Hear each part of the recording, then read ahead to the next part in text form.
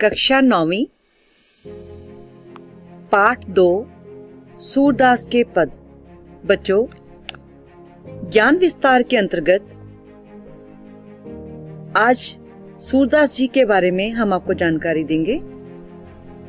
सूरदास भक्ति काल की सगुण धारा की कृष्ण भक्ति शाखा के प्रमुख भक्त कवि के रूप में माने जाते हैं। इनके जन्म स्थान एवं जन्म काल के बारे में काफी मतभेद है।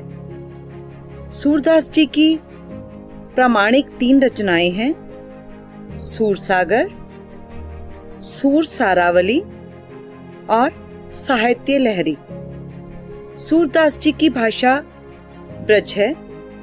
बच्चों, नेत्रहीन होने के बावजूद सूरदास जी ने कृष्ण जी के बालपन का बहुत ही सुंदर चित्रण किया है। चलिए आज हम उनके द्वारा रचित सूरदास के पद का अध्ययन करेंगे। जसोदा हरि पालने झुलावे। यशोदा भगवान कृष्ण की माता यशोदा, हरि कृष्ण जी को कहा गया है। आपको मालूम है बच्चों, भगवान कृष्ण के बहुत से नाम हैं। हरि, गोपाल, गोविंद, नंदलाल, मोहन, कन्हैया, ये सब कृष्ण के नाम हैं। और भी बहुत से हैं, लेकिन यहाँ पे उन्होंने बोला है यशोदा हरि पालने झुलावे। माता यशोदा हरि को अर्थात कृष्ण जी को पालने में, झूले में झुला रही हैं। हलरावे दुलराई मल्हावे, जोई सोई कछु गावे। माता यशोदा पालने को हिला रही हैं। दुलराई मतलब कृष्ण को प्यार करती हैं और जो कुछ मन में आ रहा है वो ही वो गा रही हैं। मेरे लाल को आओ निंदरिया काहे ना अन सुवावे। अब वो हवा को कहती हैं कि मेरे लाल को अर्थात मेरे बच्चे को नींद आ रही है, तो आकर उसे क्यों नहीं सुलाती। तू काहे नहीं बेगही आवे, तो को कान्हा बुलावे। फिर वो हवा को कहती है तू जल्दी से, बेगही मतलब जल्दी से, तू जल्दी से क्यों नहीं आती। तुम्हें, तो को मतलब तुम्हें कान्हा बुला रहे हैं, कृष्ण तुम्हें बुला रहे हैं। कबहू पलक हरि मूंद लेते हैं, कबहू अधर फरकावे। कभी कभी हरि आंखें बंद कर लेते हैं और कभी कभी अधर मतलब होंठ, और कभी कभी तो वो होंठों को फिर से फरकाने लगते हैं अर्थात हिलाने लगते हैं। सोवत जान मौन वह रही रही, करी करी सैन बतावे।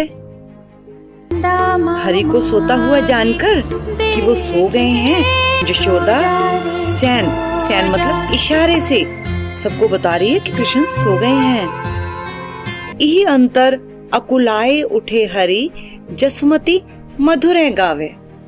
इसी बीच हरि व्याकुल होकर उठ जाते हैं, बेचैन होकर उठ जाते हैं और जसुमती अर्थात यशोदा फिर से मधुर मीठे मीठे गीत गाने लगती हैं। जो सुख सूर अमर मुनि दुर्लभ, सो नंद भामिनी पावे। सूरदास जी ने कितना सुंदर लिखा है कि जो सुख नंद भामिनी अर्थात नंद जी की पत्नी प्राप्त कर रही हैं, वो सुख तो बड़े बड़े अमर मुनियों के लिए भी प्राप्त करना दुर्लभ अर्थात मुश्किल है।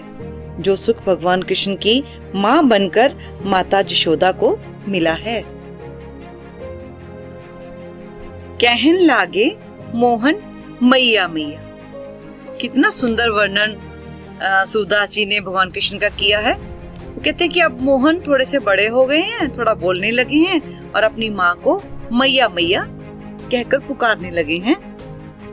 नंद महर सो बाबा बाबा, और पिता नंद को बाबा बाबा कहने लगे हैं। अरु हलधर सो भैया। अरु मतलब और, हलधर का मतलब है हल को धारण करने वाला। और उनके भाई जिनका नाम बलराम था, उनको हलधर भी कहा जाता था।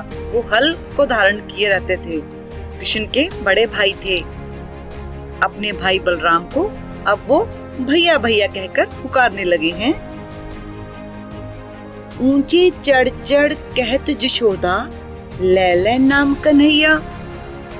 अब थोड़े बड़े हो गए हैं कृष्ण, तो जैसे ही घर से वो भागते कहीं जाते तो कन्हैया का नाम पुकारती हुई यशोदा मैया ऊंची सी जगह पर चढ़कर जोर जोर से उनके नाम की आवाजें लगाती कि दूर खेलने मत जाना, दूर खेलन जनी जाऊ ललारे, मारेगी काहू की गैया।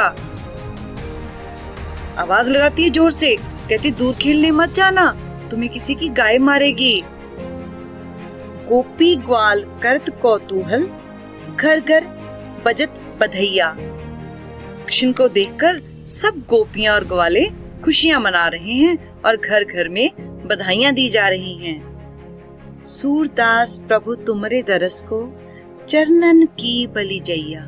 सूरदास जी कहते हैं, हे प्रभु, आपके दर्शनों के लिए मैं आपके चरणों के बलिहार जाता हूँ। मैया कबहू बढ़ेगी चोटी। थोड़े भगवान कृष्ण थोड़े से और बड़े हो गए हैं, उन्हें अपने बाल बड़े अच्छे लगते हैं।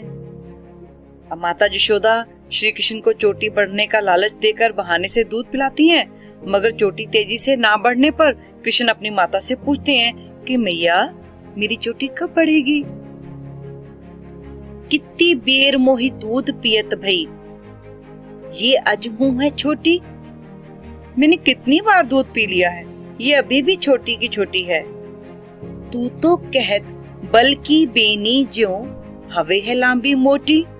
तू तो कहती थी कि बल अर्थात बलराम कृष्ण के भाई, कि बलराम की चोटी जैसी मेरी चोटी लंबी और मोटी हो जाएगी। काढ़त गुहत नहावत जय है, नागिन सी भुई लोटी। रोज इसे संवारते हैं, काढ़त मतलब संवारना, संवारते हैं। गुहत गूंदती हो तुम इसे, नहावत रोज मुझे नहला देती हो। जही नागिन सी भुई लोटी, माता को कहते हैं कि तू रोज इसे नहलाती है, बालों को संवारती है, गूंथती है, फिर भी ये नागिन की जैसे पतली सी है। काचो दूध पियावत, पची पची देत ना माखन रोटी।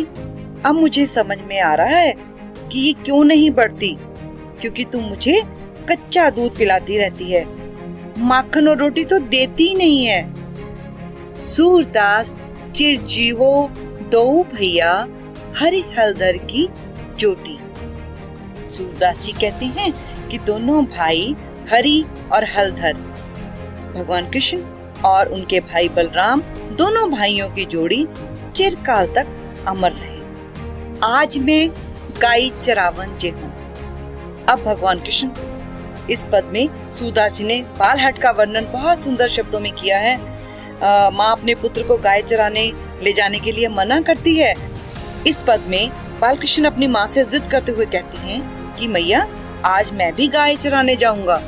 वृंदावन के भांति भांति फल अपने कर में खेहो। वृंदावन में जो भांति भांति की अलग अलग तरह के फल लगे हुए हैं, उन्हें मैं अपने हाथों से तोड़कर खाऊंगा। तनक तनक पग चली हो कैसे, आवत हुए हैं अतिरात। माता यशोदा बालकृष्ण को समझाते हुए कहती हैं कि ऐसी बात जाने दो, अपनी तरफ देखो, तुम अभी बहुत छोटे हो।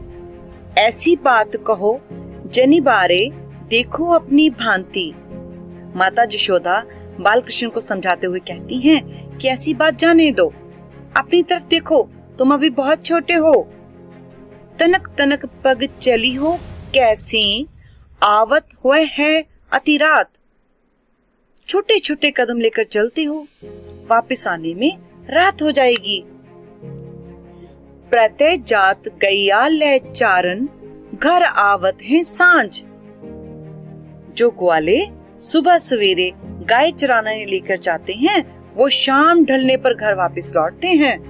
तुम्हारे कमल बदन कुमिले हैं, रेंगत घामही मांझ। माता यशोदा अपने बच्चे को समझाती हैं, तुम्हारा कमल के समान नाजुक बदन तपती धूप में घूमते घूमते कुम्हला जाएगा। मगर बालकृष्ण नहीं मानते और कहते हैं, तेरी सौ मोही घाम न लागत, भूख नहीं कछुनेक। कृष्ण कहते हैं, मुझे तुम्हारी कसम, मुझे धूप नहीं लगती और ना ही भूख लगती है। सूरदास प्रभु कहो न मानत, पर्यो आपनी टेक। सूरदास जी कहते हैं कि बालकृष्ण अपनी हठ पर अड़े हुए हैं और माँ की कोई भी बात मानने को तैयार नहीं है।